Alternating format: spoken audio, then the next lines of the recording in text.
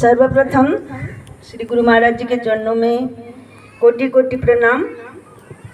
और आज के इस योग दिवस, अंतर्राष्ट्रीय योग दिवस में हमारे उपस्थित पूजनीय संत महात्मा और दूर दूर से आए हुए आदरणीय प्रेमी सज्जनों, भाई और बहनों, सबसे पहले तो हम सभी बहुत ही भाग्यशाली हैं, क्योंकि आज हम श्री गुरु महाराज जी के चरणों की छत्र छाया में रह कर के इस पावन दिन को मना रहे हैं।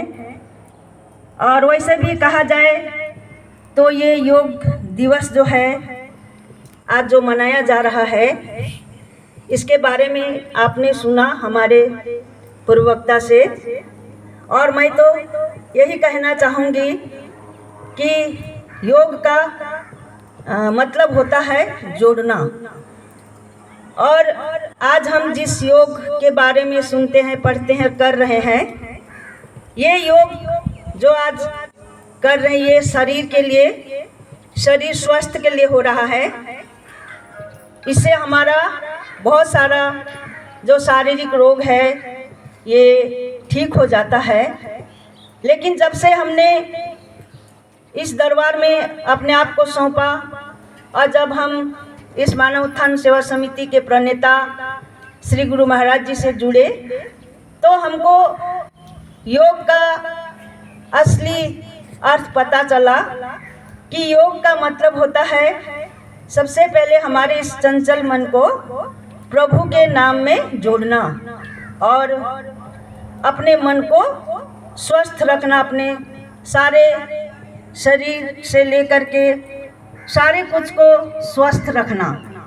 क्योंकि जब हम अपने धर्मशास्त्रों को पढ़ते हैं, सुनते हैं, महान पुरुष के बताए हुए रास्ते को जब हम जानते हैं, तो हमें पता चलता है कि ये जो योग जो है और जिसके लिए कहा गया है कि मन को अपने जो है प्रभु के नाम में जोड़ना, तो कभी कभी हमारे मन में ये भी सवाल उत्पन्न होता है कि वो प्रभु का नाम क्या है। अगर हम आज देखें तो संसार में तो हमें ये पता चलता है कि आज ज़्यादातर धर्म के नाम पर, भगवान के नाम पर जो है बहुत सारा संप्रदाय खुला हुआ है, जिससे मानव में द्वेष, नकारात्मक विचार पैदा होते जा रहा है।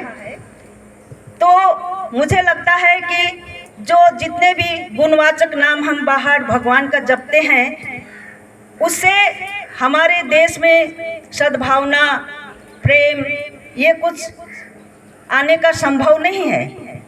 क्योंकि हम तो और भी बिखरते जा रहे हैं और भी हमारे अंदर द्वेष पैदा हो रहा है भगवान के नाम से, आज हम देख रहे हैं। लेकिन जब इस दरबार ने हमको सिखाया योग का असली अर्थ क्या होता है, तो बोले अपने इस चंचल मन को जो है प्रभु के नाम में जोड़ देना। तो प्रभु का नाम क्या है? प्रभु का वो असली नाम, जैसे हम पढ़ते हैं कि आदि नाम जो है संसार में हम कभी कभी बोलते हैं कि वो आदि नाम जो गुप्त जब बुझे बिरला कोई। तो आदि का मतलब होता है कि जब सृष्टि नहीं थी, भाषा नहीं थी, तब भी वो नाम था। और जब एक बच्चा अपने माँ के घर में रहता है, तो बोले 7वां महीना में उसे वो जपने का मौका मिलता है। तो अब आज हमको विचार करना चाहिए कि वो क्या नाम है। तो बोले वो नाम जो है वो भाषातीत है, हम अक्षरों में नहीं कर सकते और मुंह से, जीभ से नहीं ले सकते। तो वो जो नाम है वो श्वासों में चलता है। और ये नहीं कि वो हिंदू, मुस्लिम, सिख, ईसाई में बढ़ जाता है, नहीं। मानव मात्र के लिए वो जो है असली नाम जो श्वासों में चलता है, उस नाम के बारे में हमारे ऋषियों ने, हमारे महान पुरुषों ने जो है समाज में उनको बताने की कोशिश की। लेकिन कोई कोई भाग्यशाली ही उस बात को समझता है और करता है। और जब वो उस नाम को जानने के बाद अपने मन को उस नाम में जोड़ देता है, तो उसके अंदर से नफरत और जो है कुविचार, जो है जितने भी द्वेष भावना है वो खत्म हो जाता है और अपने अंदर इंसानियत की भावना आ जाती है। और जब इंसानियत की भावना, मानवता की भावना जब इंसान के अंदर आ जाती है, तो स्वतः संसार में सद्भावना, प्रेम, जो कि आज हमारे लिए ज़रूरत है। हम सत्संग में सुनते भी हैं कि संसार में आज हमको भौतिक जगत ने सब सुख तो दे दिया, लेकिन हमारे आंतरिक जगत को सुख नहीं दिया, क्योंकि हमने आंतरिक जगत में एक बार भी झांक के नहीं देखा और समय के महान पुरुषों के पास हम गए भी नहीं। इसीलिए हमको उस नाम का पता नहीं चला। लेकिन आज जो श्री गुरु महाराज जी हमको नाम देते हैं, वो हमारे महान पुरुषों ने जो बताया उसी नाम को आज श्री गुरु महाराज जी दे रहे हैं। और जब हम इस चंचल मन को उससे जोड़ देते हैं तो स्वतः हमारे अंदर एक योग का जो है परिचलन हो जाता है, तब हम हमारे मन को शांत कर सकते हैं।